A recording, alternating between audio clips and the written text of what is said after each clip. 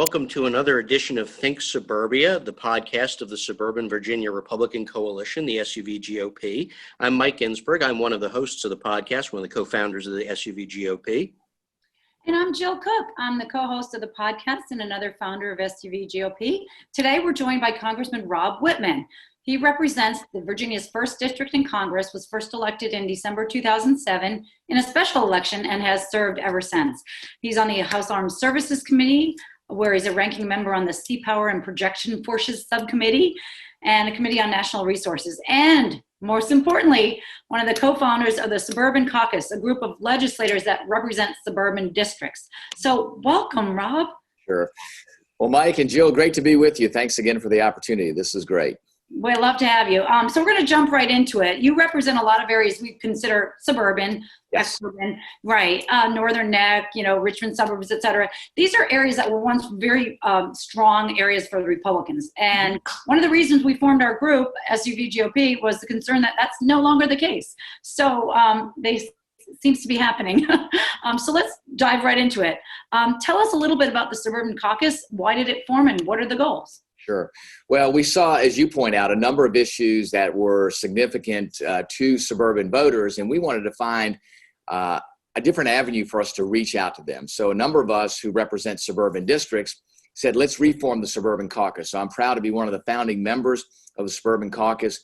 Our effort is to address issues and really engage in ways that are significant to suburban families, to suburban governments, and things that we can do to really help out, whether it's healthcare, whether it's transportation, whether it's education, whether it's the environment.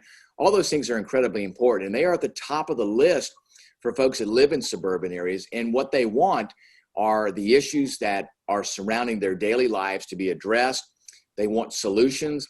They also want, I think, to be able to understand how do you do that in ways that empower communities, empower families, and empower individuals. And we have an obligation to give them a different vision than a government-centric solution to this, or a solution that provides, the need for more tax dollars. How do we make sure we're leveraging the power of innovation and creation? How do we leverage dollars that are already out there being spent in the private sector? How do we do things that really bring together a lot of different elements of what makes these suburban areas so strong and so vibrant?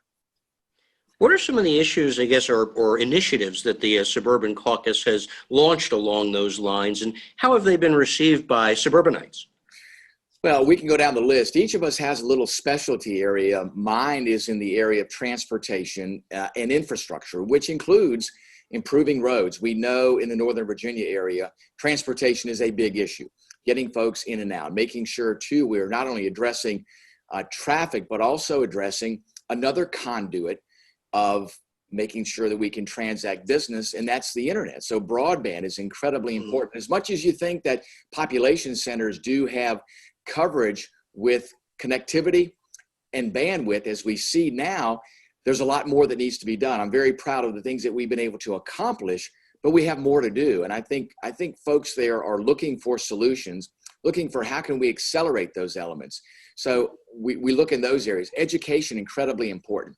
Things like career and technical education. What are we doing to emphasize the trades and skills through career and technical education as much as we are four-year degrees? Because the future workforce is going to require people with those skills. In fact, 60% of the new jobs in the future will not require a four-year degree, but they will require a certification or credential. So the question is how do we make sure we are preparing our children, our students, for the jobs of the future? So folks are looking at that. So we in the Suburban Caucus have kind of broken down these issues in these particular areas, and members of the Suburban Caucus are working within those areas. We are pursuing legislation within those areas, and there's a number of pieces of very exciting legislation that we have out there that are addressing these particular issues. Excellent. That's great. It sounds like you got a good handle on what suburbanites do care about, all of us sort of being them. We are always learning, learning. You know what? I'd like to switch gears just a little bit. You have several military installations in your district, Quantico, Fort AP Hill, and you do have your senior position on the Armed Services Committee. China is something really big now. Another organization I'm with had just a big talk on U.S.-China relations. How has your committee worked to address the issues in the South China Sea and the threat from China? Well, if you look at the threats from around the world and where the United States is in prioritizing those threats, I would argue China's at the top of the list. The Chinese are relentless and they're ruthless. Their long-term vision is to be the dominant power within the world, and they're looking to do anything possible to make that happen. And they do not aspire to the same requirements that are naturally here within the United States that we have preserved both in how we do business and in our laws. And that is, they do not hesitate to lie, cheat, and steal in order to accomplish their objectives. They do that. They look at them each and every day. Intellectual property, anything that they can do to steal it or reverse engineer it, they will do it. So they don't have the element of laws. They don't have the element of ethics. They don't have the elements of morals that we do. So what we have to do is to understand what they are willing to do in order to surpass the United States strategically and economically. Now, we shouldn't change a thing that we do, but we are the best innovators and creators on the face of the earth. And we can do things to counter the Chinese. And what we look at in the House Armed Services Committee is what do we do to make sure that we are not just keeping up strategically with the Chinese, but what are we doing to surpass them?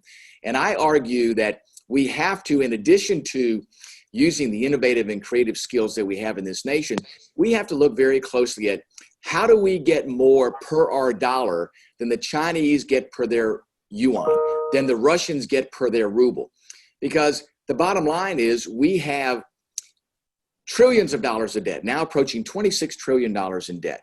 We're not going to be able to do the things we did in the Cold War, and that is outspend our opponents. We have to be able to do more with the resources that we have, and we have to look tactically at how we counter the Chinese and the Russians a little bit differently. We have to make sure that we are invoking a cost on them. We have to make sure that we place at risk the things that they do to try and either hold us back or to hurt us. Make sure that we have to make them protect their system. So we have to not only play good defense, but we have to play good offense too. And those are some elements that we have to change in the mindset. We also have to make sure that we are straightforward, that we are aggressive with the Chinese, because they are exactly that way with the United States. So look at what we do to address things aggressively with them economically, to address things with them very aggressively strategically.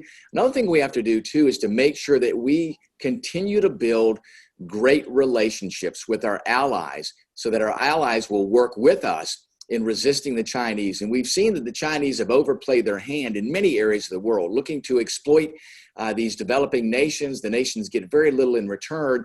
And much of what's happening now, people see through what the Chinese are doing, and that is being 100% exploitive. We have the opportunity to make sure that we can bring those countries in to work with the United States to counter the Chinese efforts. So that's the full scope of what we are dealing with there. But make no mistake about what China's long-term plan is. And they are very patient. You know, in the United States, we're very much short-term. You know, long-term planning is what are we going to do next week? For the Chinese, long-term planning is what are they going to do, not in the next decade, but in the next century. And they're very patient and very persistent. What we have to do is to practice the same elements of strategic efforts and economic efforts that they are putting forth. I believe that we can do that. And I do believe that we prevail within that scenario. But again, we cannot underestimate what the Chinese will and have done to supplant the United States as a world power. So just quick follow up on that. So you're obviously involved in the administration. What positive things has this administration done so far that you see and that you've been involved in? Well, absolutely. If you look at what we've done to rebuild the capacity within the United States military, incredibly important, modernizing, both making sure our Navy has the assets that it needs. In fact, we saw a report the other day that came out that is still very troubling, and that is, it used to be that maybe we didn't have, or the Chinese didn't have as many ships as we had, and their ships weren't quite as good as ours. But what's happening right now is the Chinese are now surpassing us in the number of ships, and the quality of their ships continues to get better.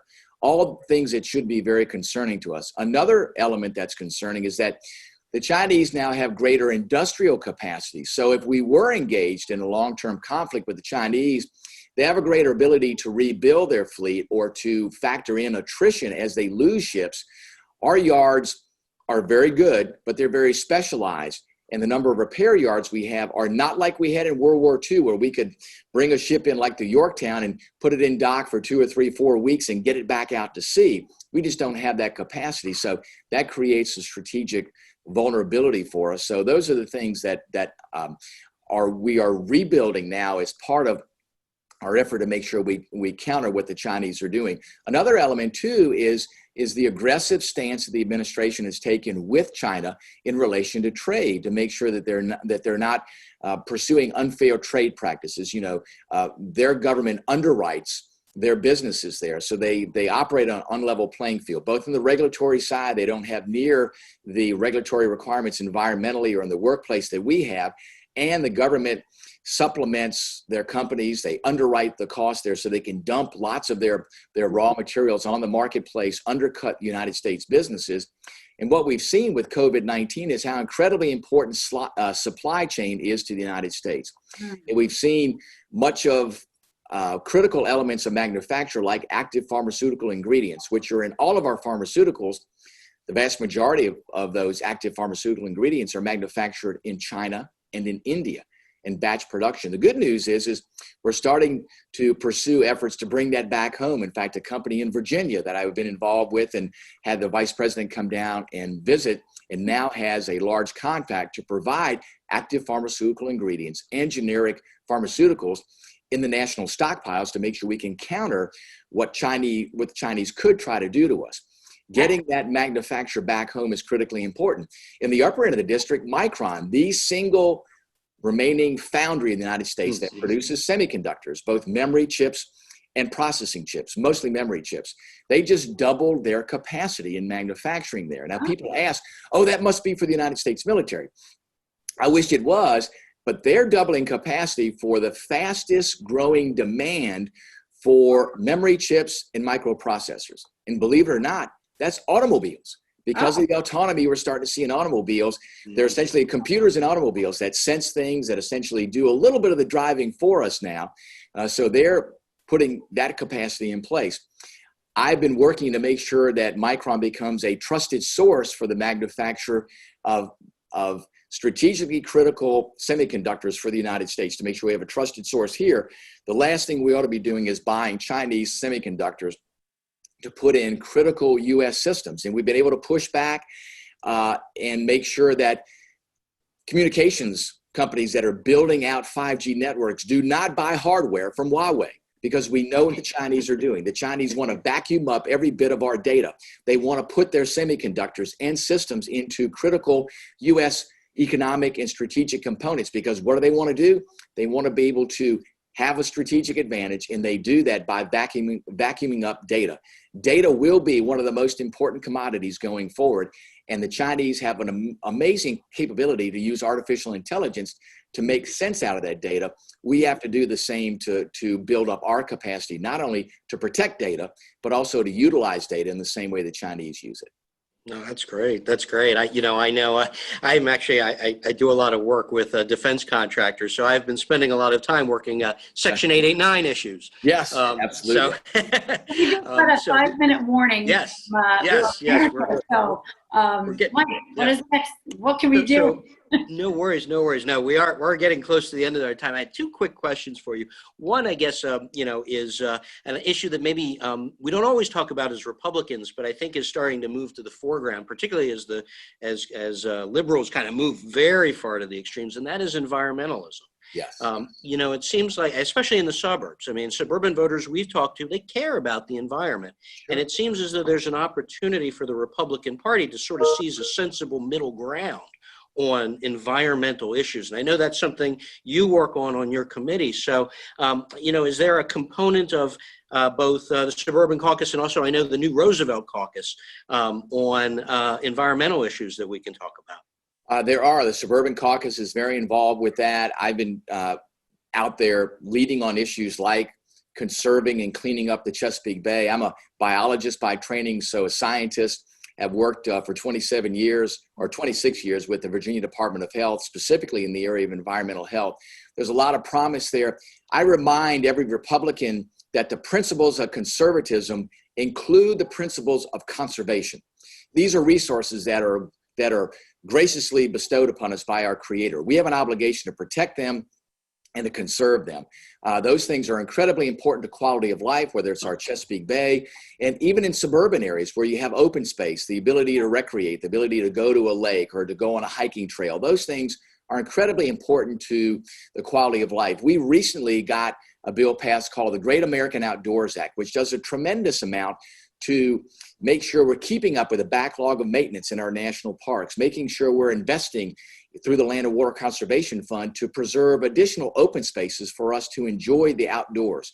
A lot of elements are going into making sure we increase access in our refuge lands. We have great partners in our volunteers, and I have a bill called Keeping America's Refuges Operational Act, which actually empowers volunteers and allows federal dollars to be used for those volunteers to help maintain those refuge lands and to help increase access. So there's a lot of things that we're doing that actually enhance the quality of life, make our environmental experiences even better because we're increasing access and we're conserving those resources. And remember, those have implications even beyond the quality of life. They're also incredibly important for elements of environment that include our climate. We look at where we are today and carbon and how do we sequester carbon? Well, one of the greatest carbon sequestration sources are trees. So things like the Trillion Trees Act, and it focuses on making sure that we are replanting trees in suburban areas because countering what happens with radiational heating in areas. Tree shade does a lot to mitigate that. Also, what happens with the uptake of CO2 with more trees.